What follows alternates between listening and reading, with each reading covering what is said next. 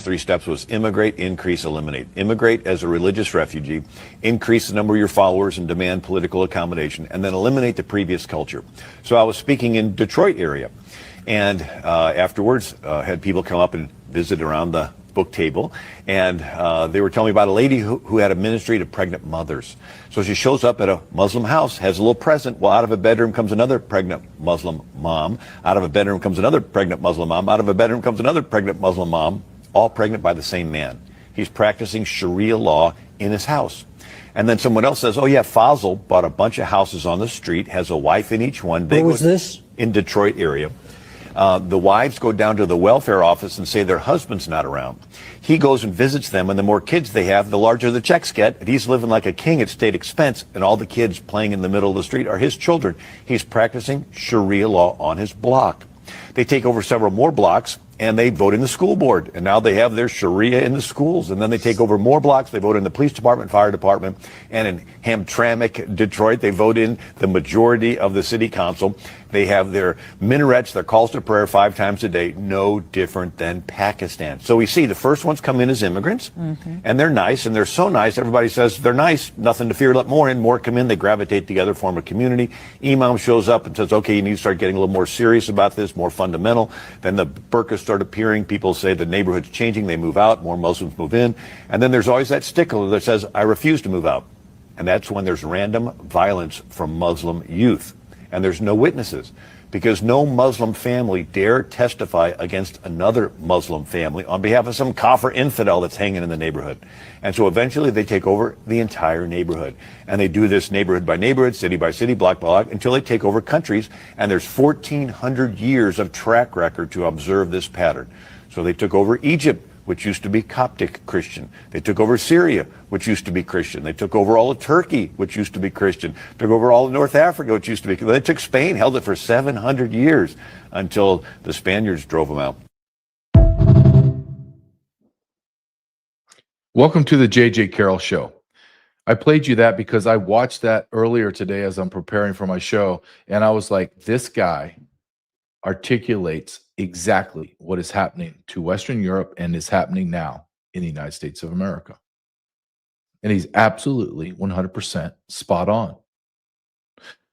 When 9/11 happened, and we can get into that another day, but 9/11 happened because of 19 goat herders got on and learned how to fly Cessnas, and then they were able to commandeer planes, jetliners, and then was able to control it, even though you have to go to years and years and years and years of flight training to be able to do it. But they slammed planes into buildings and destroyed the World Trade Center. And then a soft wind came and knocked down building number 7, but that's another story. So what was America's response? I remember this as clear as day. The very first call of action was not, let's get rid of everyone in our country from the Middle East. No, it was, when is the Islamophobia going to start and the racism? So we went from 3,000 of our brothers and sisters died to it's your fault, America, and you better watch yourself.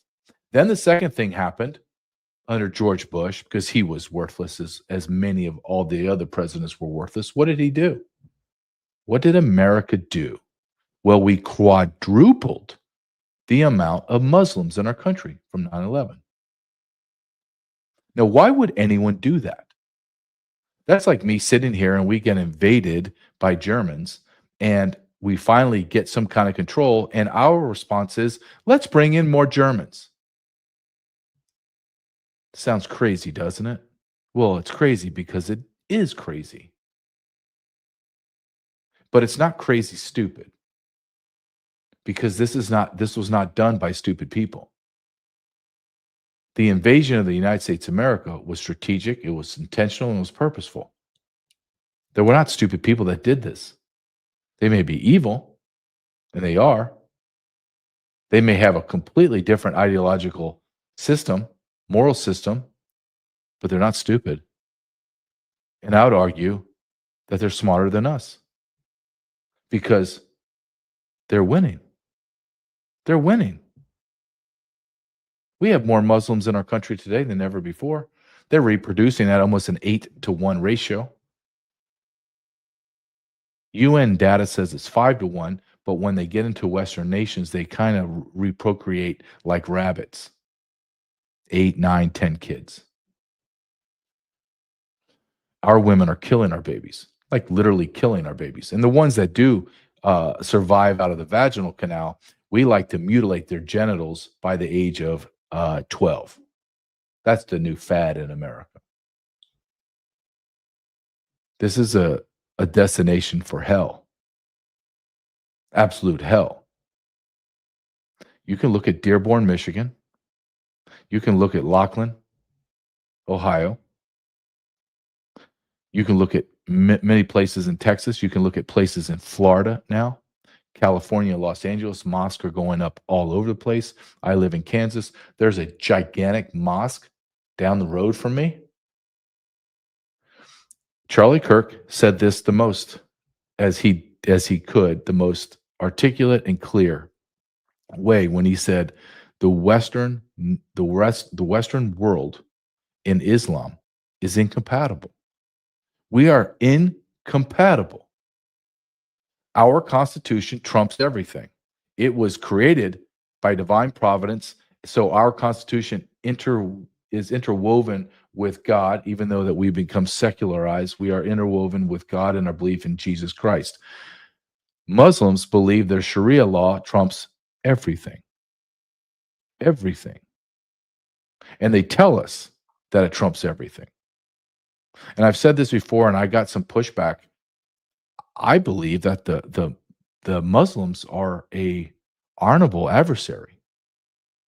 Do I believe in anything they say? No. Do I despise them? Yes, I do. Do I think that we can drive them back and out of our country because I don't think they're that tough? Yeah, I do. But I have to be honest. I have to tip my hat. I have to give them the respect that's due them because they tell us what they're going to do. They don't hide behind lawyers.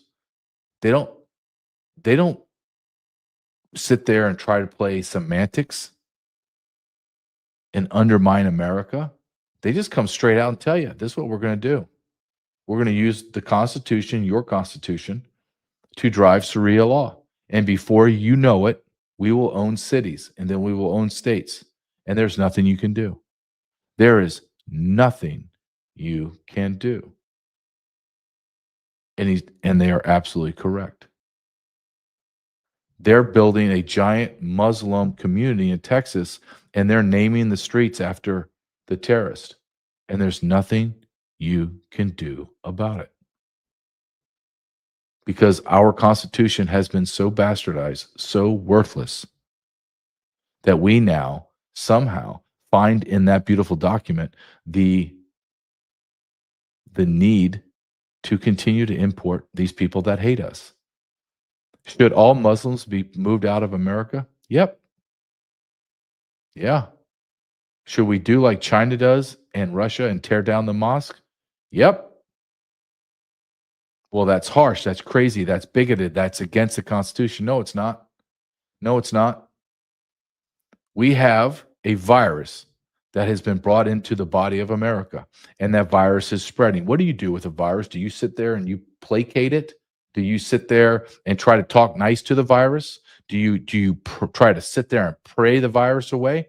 Or do you take the medicine that's necessary or take the surgery necessary to remove the virus, to remove the cancer, to remove the tumor? We all know the answer. We just don't want to do it because we're scared to death be called vile, vile names. I don't want to get in the semantics of there's good Muslims and good mosques. Really? I'm not rolling the dice on the future of my son and this country. I'm not going to do it. And have you ever asked yourself, just honestly, ask yourself, of all the Muslim countries in the world, I believe there's over 50, why do they all come to Western nations that are all Christian, that don't believe in Sharia law? Why do they come to ours? They could have gone to all the other countries. Well, the vast majority of all the other countries won't take all those Muslims. And the ones that decide, I'm not going to a Muslim country, I'm going to America, I'm going to France, Germany, Europe, because I'm going to destroy it. I'm going to take over what our founding fathers of our faith could not do.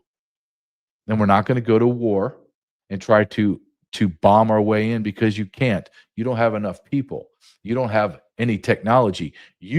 When you go to the bathroom, you use a rock to wipe yourself. You live in desert tents, in caves. You ride donkeys and camels. You're not like us. We're better. We're more advanced.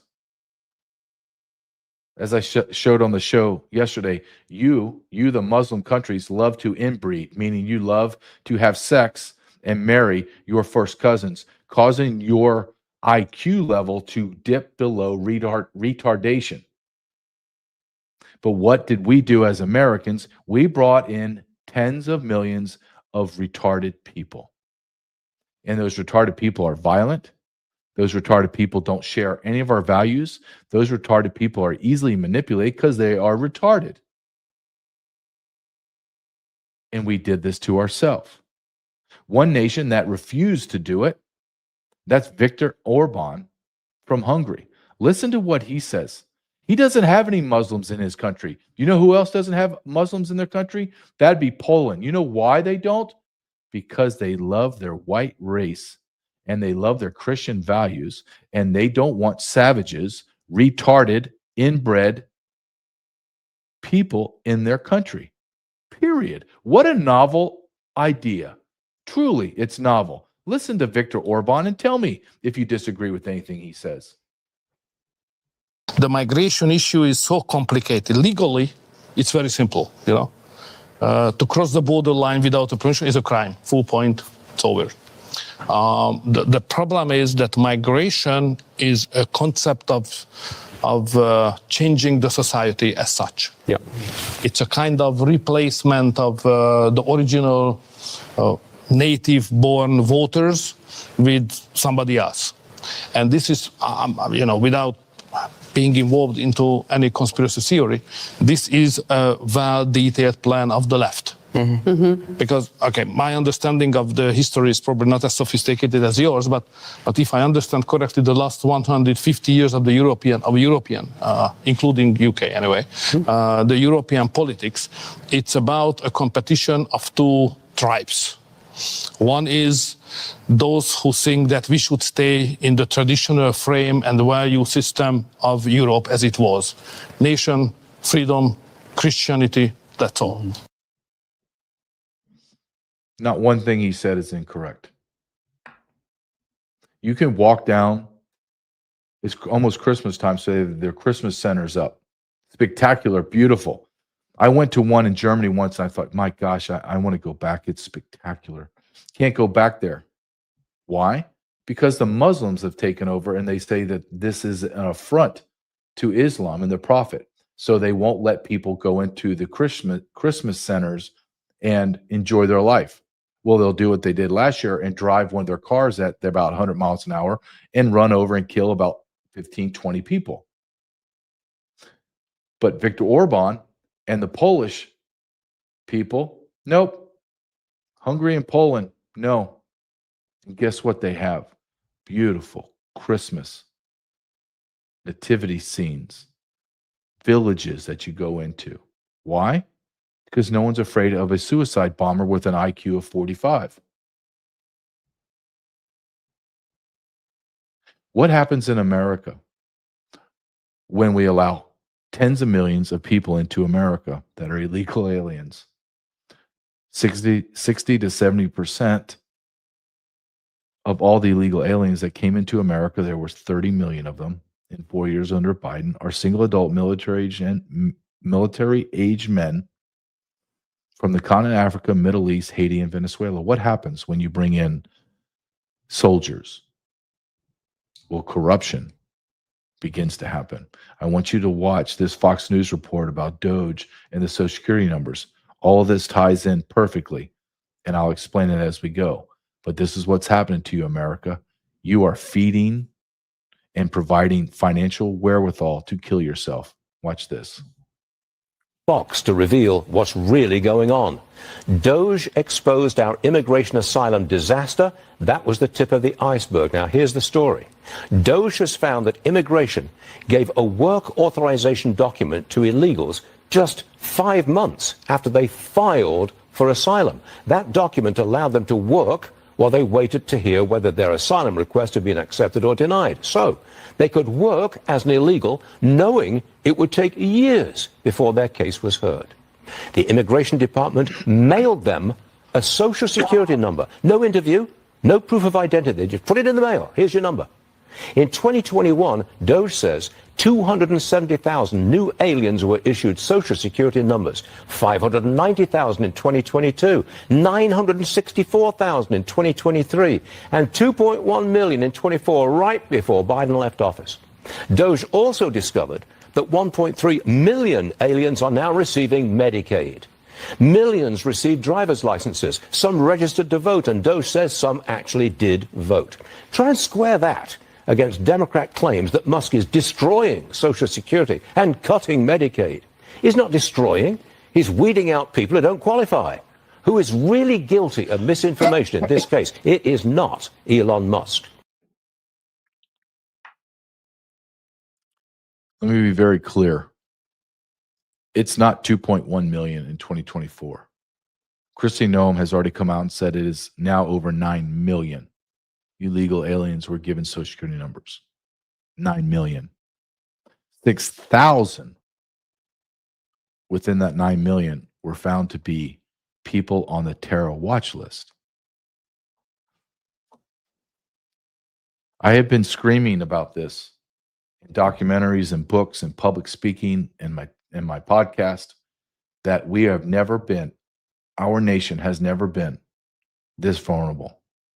Our republic has never been this vulnerable to capture.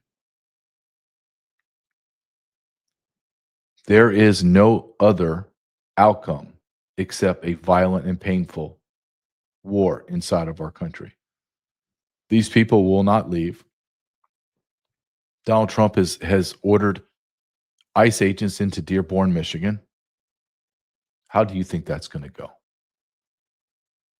How do you think that's going to play out? That might be the genesis of everything. That might be the start of the war to eradicate those people from our nation. One thing I love about X is the common man gets to speak.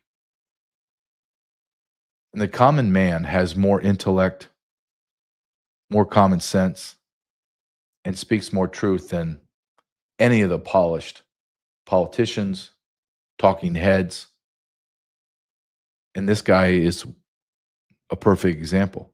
And I want to play this clip talking about foreigners that come into our country. It's just common sense. Go ahead and play this, Nick.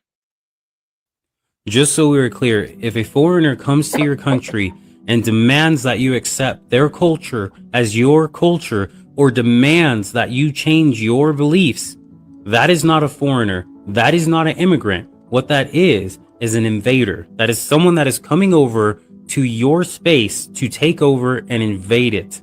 So when you sit there and you look at what's happening in New York, you look at what's happening in Texas, you look at what's happening in the places where these people came from, you look at Somalia, you look at all of these individuals who are being put into a position of power who support this type of invasion. You need to understand what's coming next.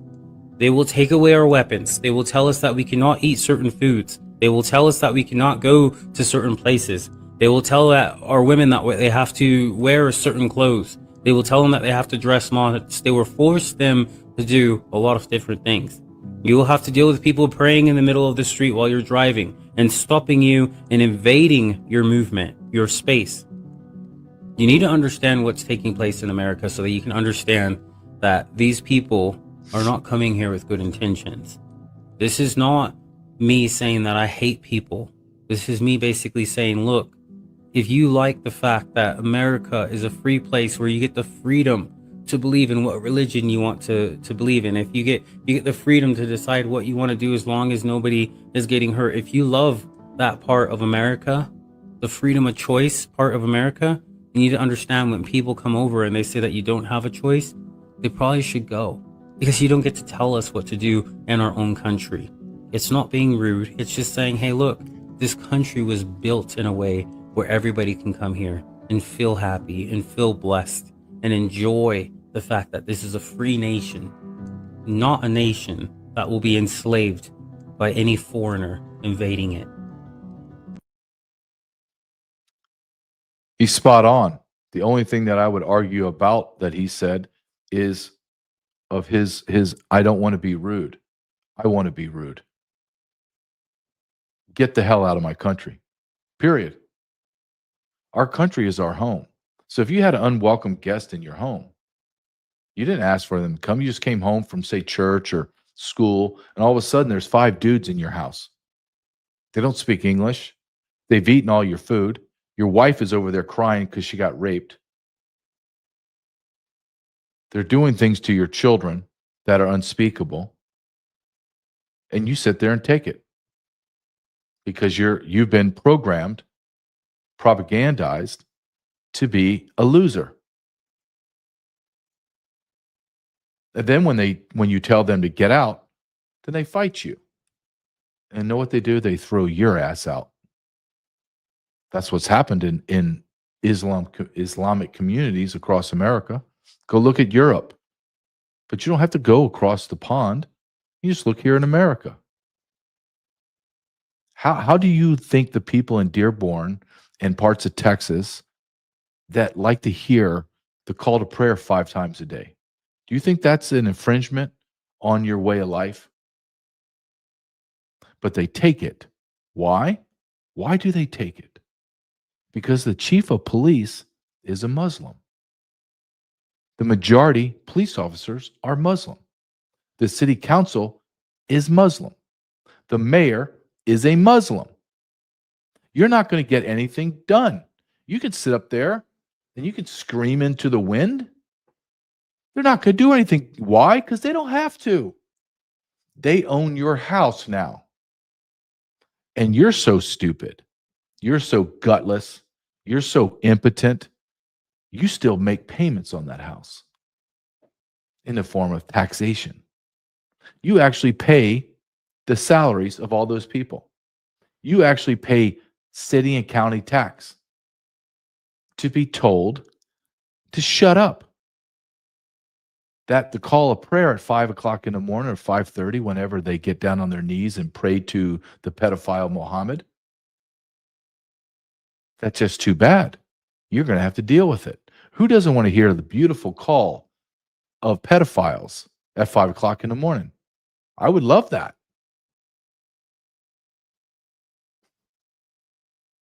You honestly can't make this stuff up. Before I came on, I'm looking at my comments on my YouTube and my Rumble, and I get a guy comes out and says, bro, you're too negative. And then a couple people just start attacking him, saying, oh, you know what? Just keep your head in the sand. I know the things I talk about are unpleasant, but I'm not going to sit here and act as if everything's good. I'm not going to sit here and act as everything's good like it's 1980s and 90s with the economy banging and everything's going great. No. If I was back in the 80s, I would be praising Ronald Reagan on the economy, but then I would turn around and say, sir, you just screwed us with your BS amnesty that you just did. You just gave the keys away to the state of California. And I would have been right. And I'm right now. Do you have to be a genius to understand that I'm right? Do you have to be a genius to come to the conclusions that I have come to? No. This is just a simple demographic issue. You bring in people from the third world that don't share anything that you share, don't share language, culture, religion, the idea of individualism. You bring in people that are functionally retarded into a first world, and those retarded people take all of our welfare benefits and steal the other parts of our welfare benefit, and then out reproduce us 5 to almost 10 to 1. And you can't come to the conclusion I do because why? Because you don't want to be called a racist? Because you're afraid of your own shadow? Well, I'm not. So I want to say it out loud. And if you don't like it, there's millions of podcasts. Go find someone else. Honestly, I'm not going to sit here and beg you to stay. Pound sand. Pound sand. This is the truth. You don't have to like it. I never said, "Hey, welcome to the JJ Carrell show. I'm going to make this as nice and as palatable as possible. I want you to stay and be engaged and I'm going to say things very, very calmly and softly, just so your sensibilities don't get rankled." I never said that. I said I'm going to tell you the truth. Islam is a cancer in America. Islam is not compatible with Western culture. Islam has no place in America. None. Zero. You know where it doesn't have any place? It has no place in our House of Representatives, where we have Muslim leaders with dual allegiance. And I would be kind. That's kind to say dual allegiance. They have an allegiance to their former country. And we need to eradicate state and local government, and especially our federal government, of these savages from the third world. Period. One of my favorite intellectuals in modern time is the great Pat Buchanan, who I believe must be close to the end of his life because he hasn't written articles in 3 years now. One of the greatest current historians of our time, Pat Buchanan. Another guy that I really respect, and that's Victor Davis Hanson. Listen to how he talks about how America is tired of these lies about immigrants and exasperated with their complete lack of gratitude. Play this. That's why I get really angry when I hear Ilhan Omar. You come over here and then you say that this country is dirty and a dictatorship. How dare you do that? You had nothing to do with the creation of this country.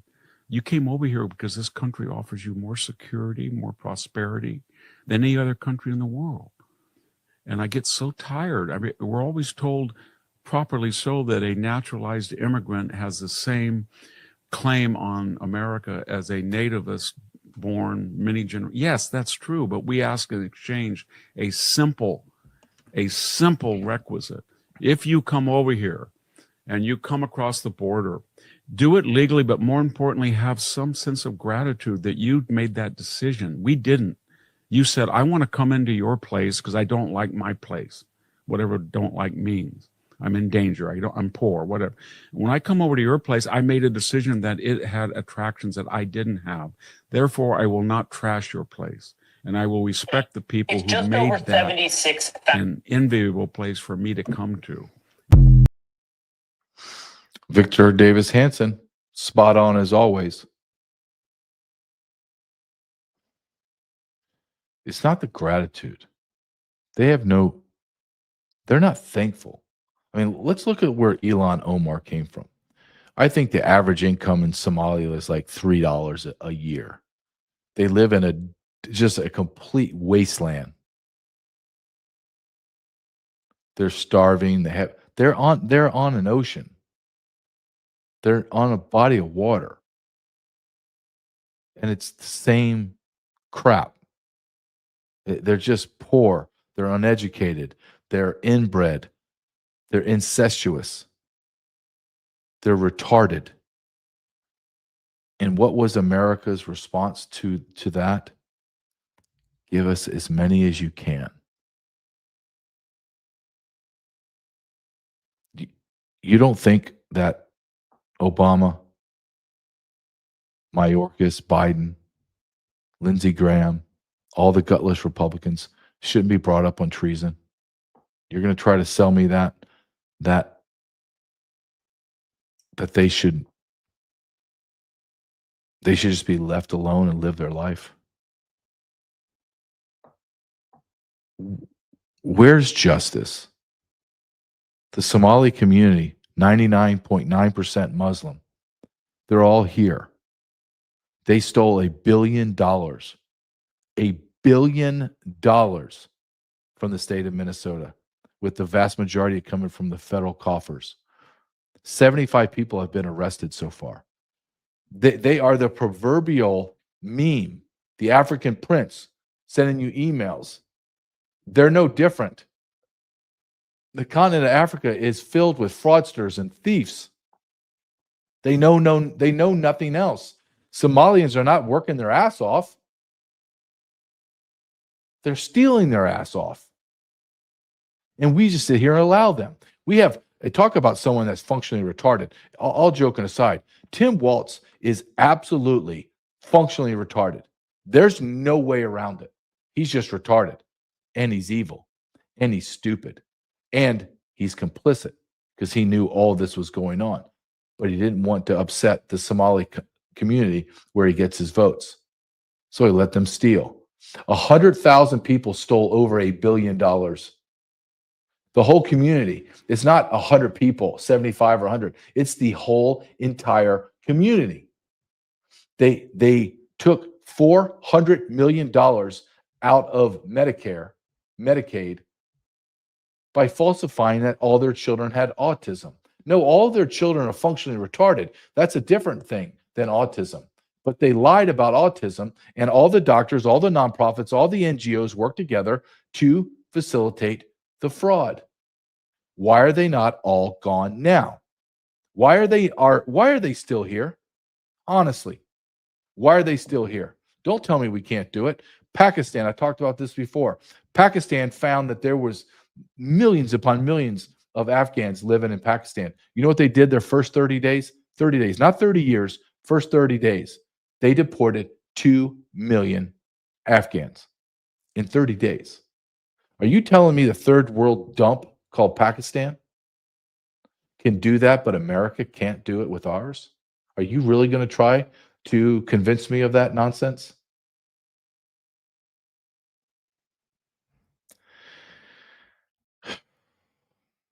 Best way for you to support me in this program is to go to my website, jjcarrell.com, and or at jjcarrell.substack.com.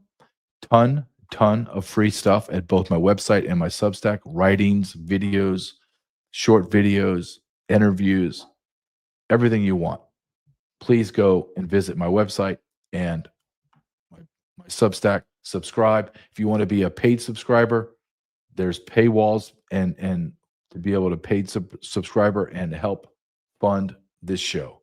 jjcarrell.com, jjcarrell.substack.com. And the other way is to support the companies that sponsor our show. And that's sat123.com, sat123.com/JJ. Go to that website. See what you need to be prepared. Call the number from the website and be shocked when you hear an American voice, because their customer service is based in America. Incredible, I know. Absolutely incredible that there's an American that actually works customer service in America. What do I have from this company? I have a Starlink system. I have sat phones for my family, and I have a generator with solar panels. And the thing that I cherish the most is my family has several backpacks with ballistic shields built in them. Look, I'm going back to work for ICE here pretty soon, and I will not leave my house. I will not leave the station without my vest on. And when I send my son to school, even though he goes to a Catholic private school that I feel is safe, but the world's not safe, he goes with his own ballistic shield in the form of a backpack, and no one has any idea. He's going on year and a half now. Year and a half using the same backpack. I never got through one school year with my son on a backpack. He'd be shredded and torn up. This backpack doesn't even have dings in it. That's how well it's made. And I'm a big connoisseur of backpacks because I've spent hundreds of dollars a year on backpacks that just get thrashed rip apart. And I'm sitting there praying through a shoestring just to let me get through another month, so I don't have to spend another 100, 200, 300 bucks for a backpack for 3.5 weeks of school. Same backpack going on year 2. Go to sat123.com, sat123.com/JJ. My producer Nick's telling me that I have links 7 and 8 on my call sheet are the same. I apologize. I tell you what, I can find number 7 or number 8, but can you go ahead and show number 7? I'm going to tee this up if you give me a second. This is a gentleman that was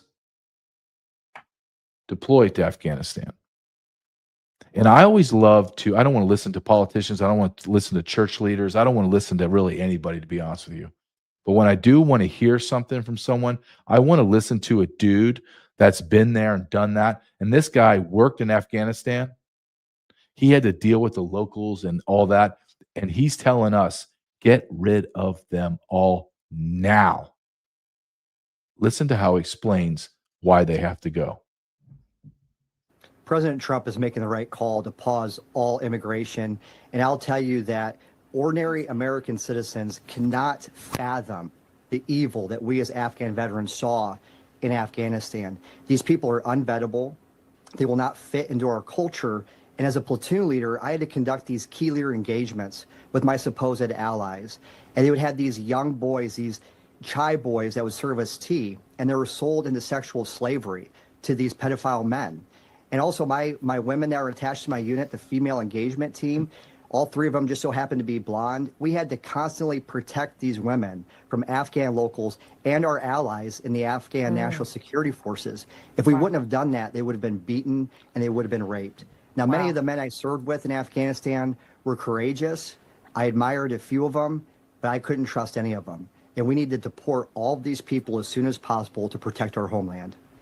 We should have never brought him into our country to be. Should have never brought that guy into our country to begin with that shot the 2 National Guard. He's absolutely right. Get them all out of our country right now.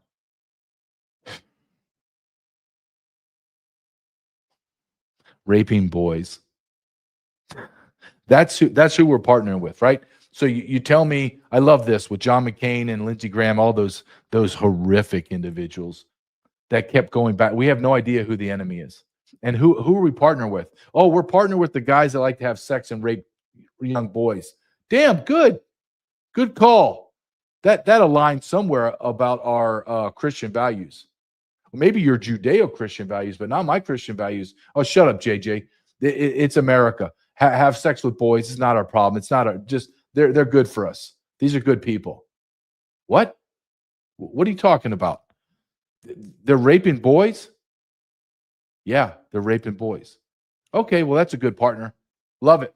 Let's go with it. Move forward. Can you believe these jackasses have these conversations? Do you think things just happen organically and they're just no one asks them? Or do you think there's behind the scenes discussions? I've been in these behind the scenes discussions where you're just sitting there and you're like, I think my mind's going to explode.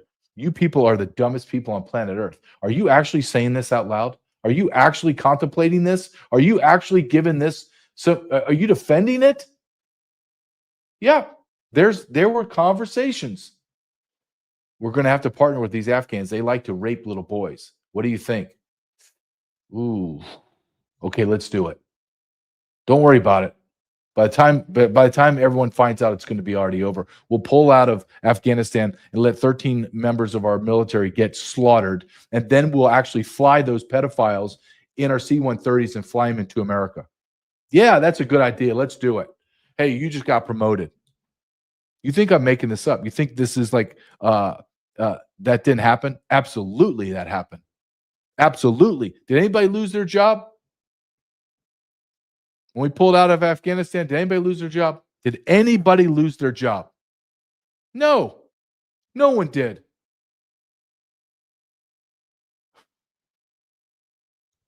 Sometimes I'm just like,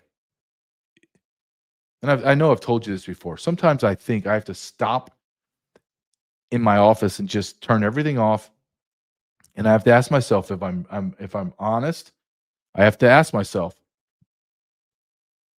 are you crazy? Is it you, JJ? Are you the one that's off center? Are you the one that doesn't see things clearly?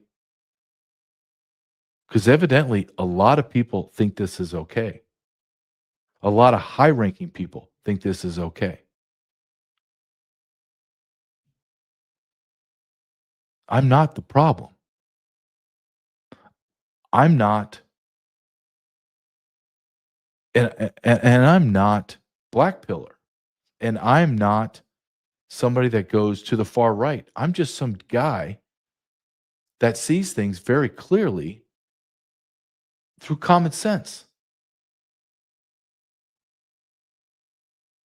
And if it takes you more than 5 minutes to explain to me why what you're doing is correct and we need to keep doing it, then you've already lost me.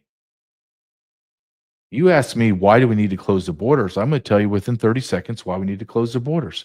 If you ask me, why do we need to move all the Muslims out of our country and third worlders, it'll take me 15 seconds to tell you.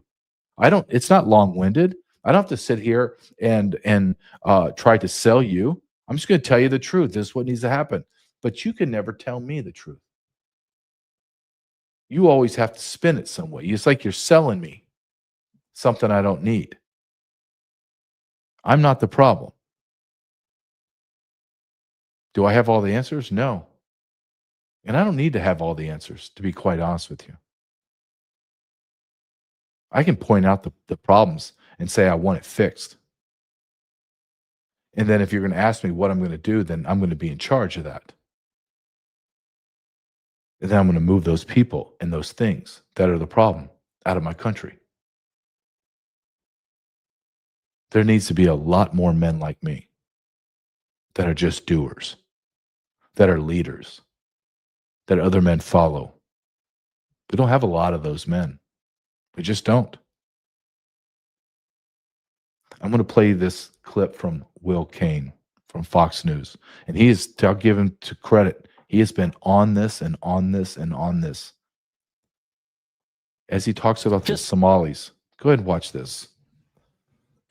How many Somalians make up that fabric of our nation? In Minnesota, it's just over 76,000, 5,000 of which currently refugees, and 430 have protected status.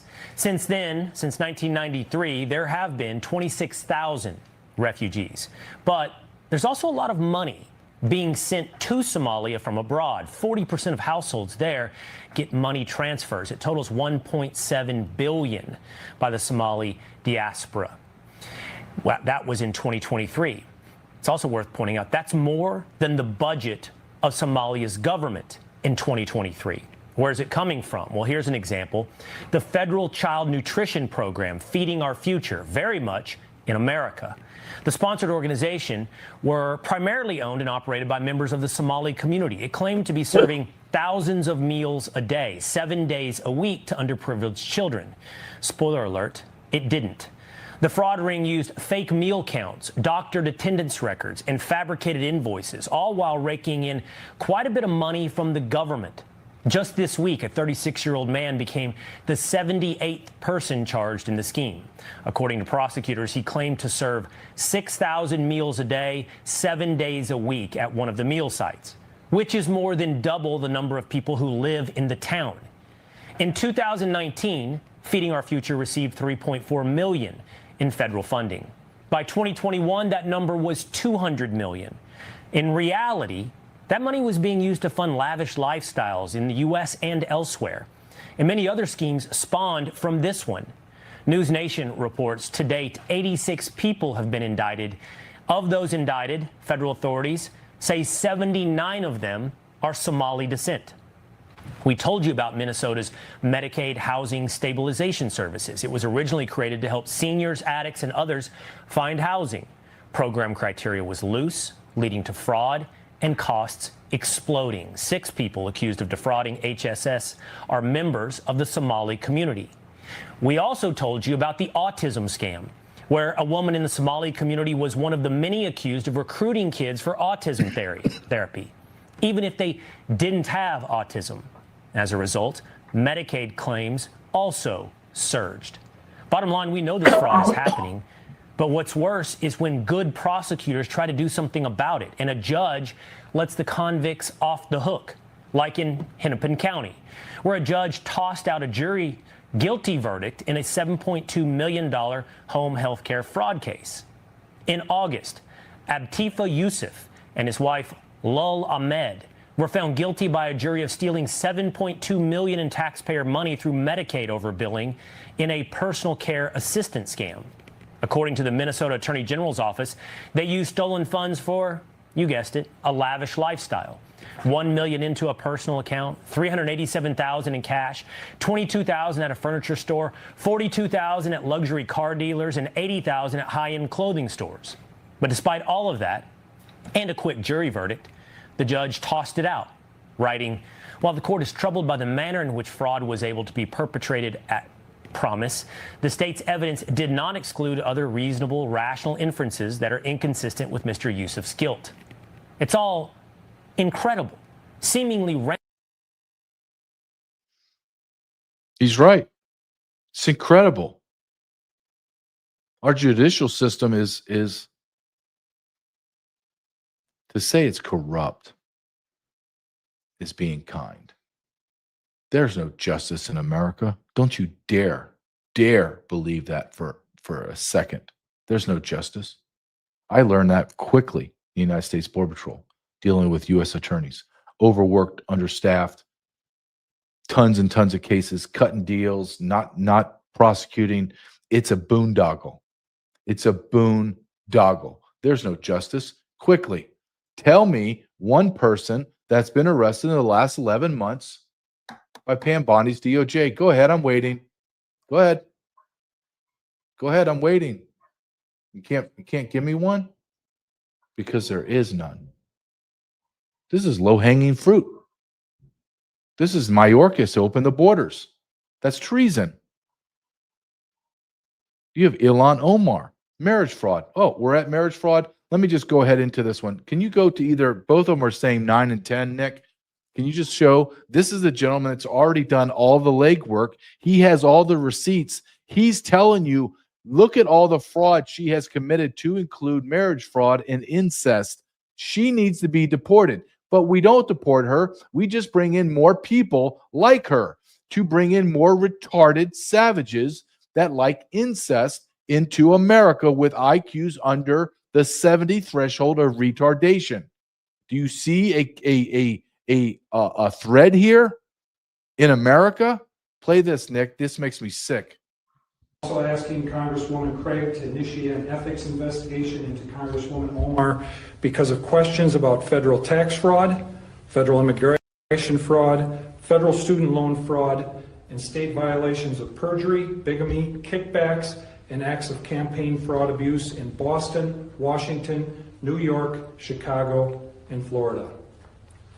There are also violations of state ethics or of the Minnesota House ethics rules regarding colleges for speeches she gave while she was in partial control of their budgets as a member of the House Higher Education Finance Committee in both 2017 and 2018. She was found guilty of the violations by the Minnesota Campaign Finance Board 3 weeks ago in order to return those funds on June 6th. Ms. Omar appears to be a serial career criminal and should not have access to our nation's highest secrets and intelligence. That is why I'm calling on our Congresswoman Angie Craig to protect both our national security and our respect of the rule of law. Tax fraud, immigration fraud, student loan fraud, perjury, bigamy, kickbacks, and campaign abuse fraud from the East Coast to the Mississippi River. If those charges have been Not arrested. Not arrested. Has access to our nation's top secrets. Married her brother. Now is married to some white guy, where she funnels money into through his campaign consulting firm. So now she's worth millions of dollars.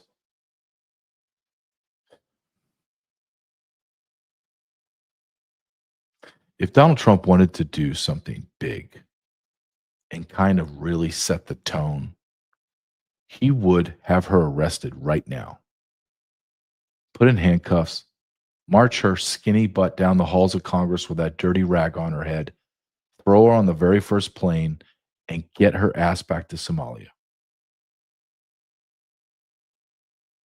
We have traitors, we have enemy, we have people that do not love America in positions of authority and power, and we're allowing them to stay.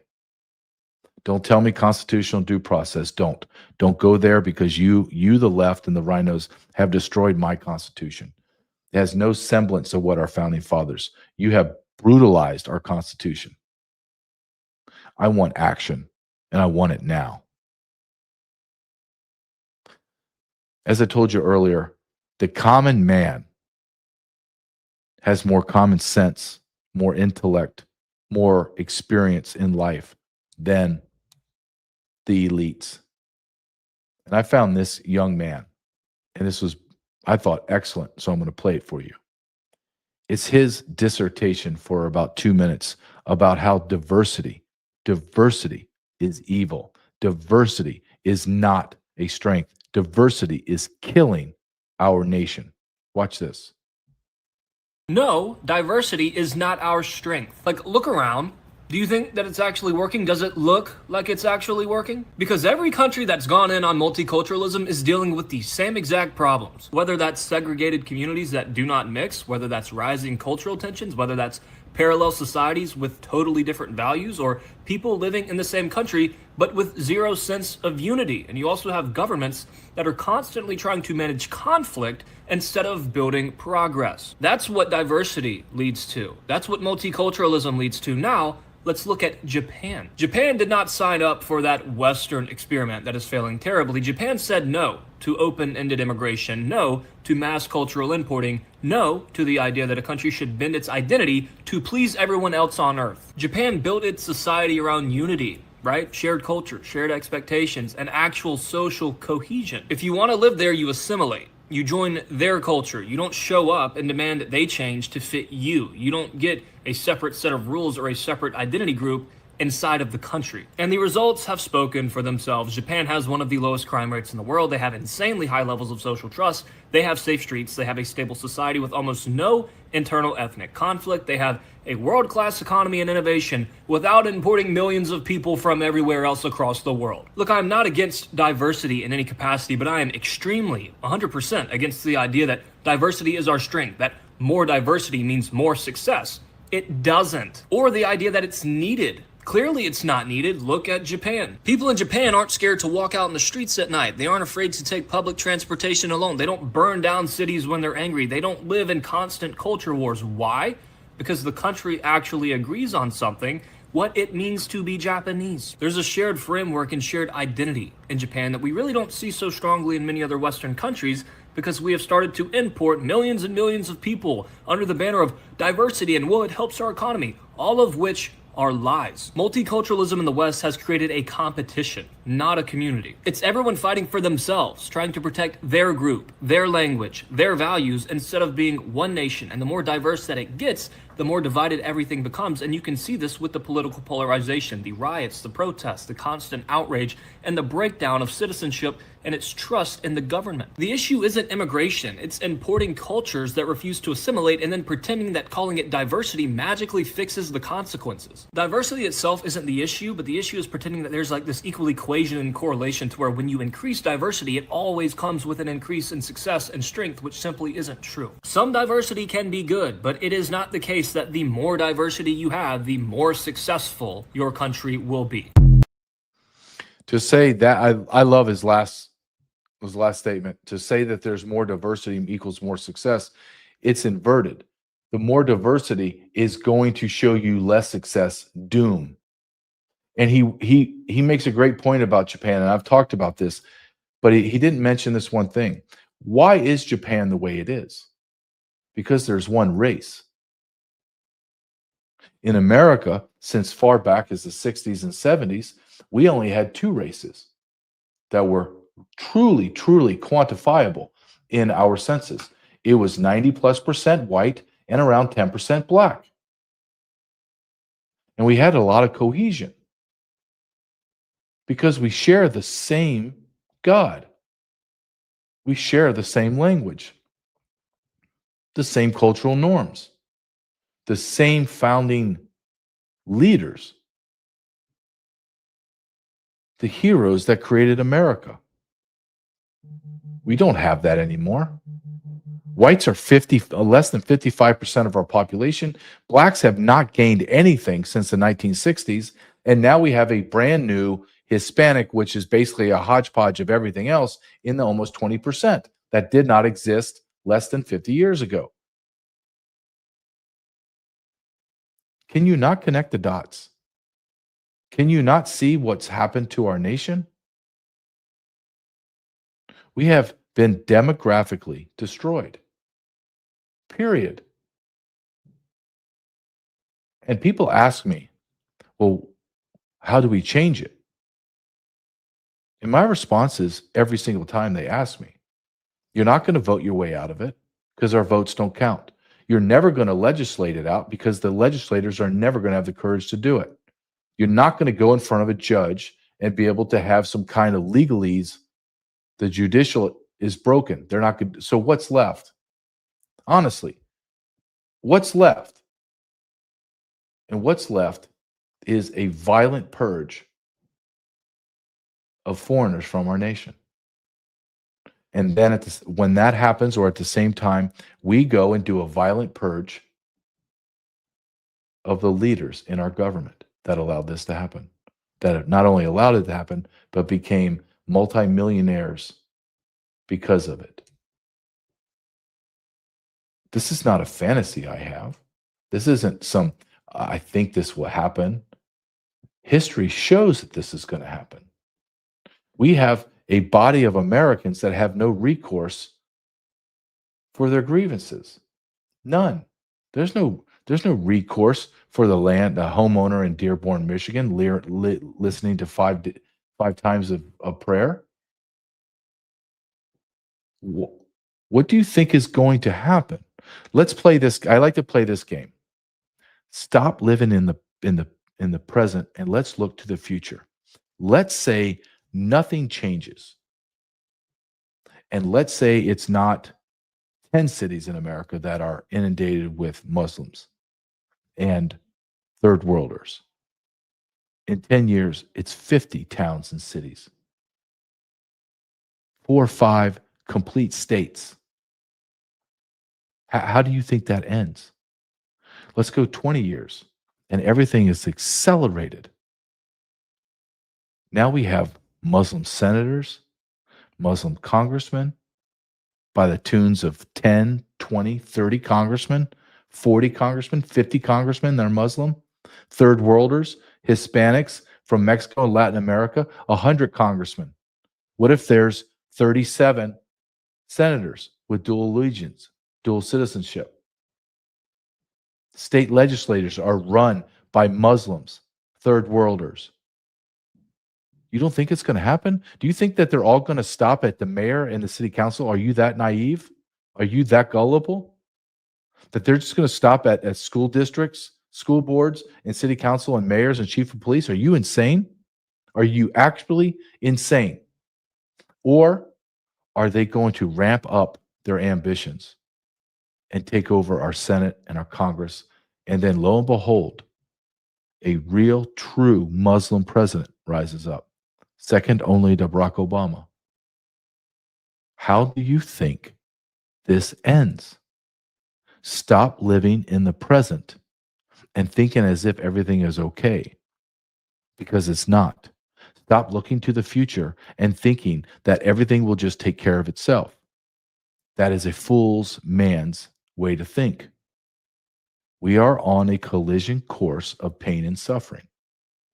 You don't have to like anything about me, but you're going to have to acknowledge what I'm saying is factually true.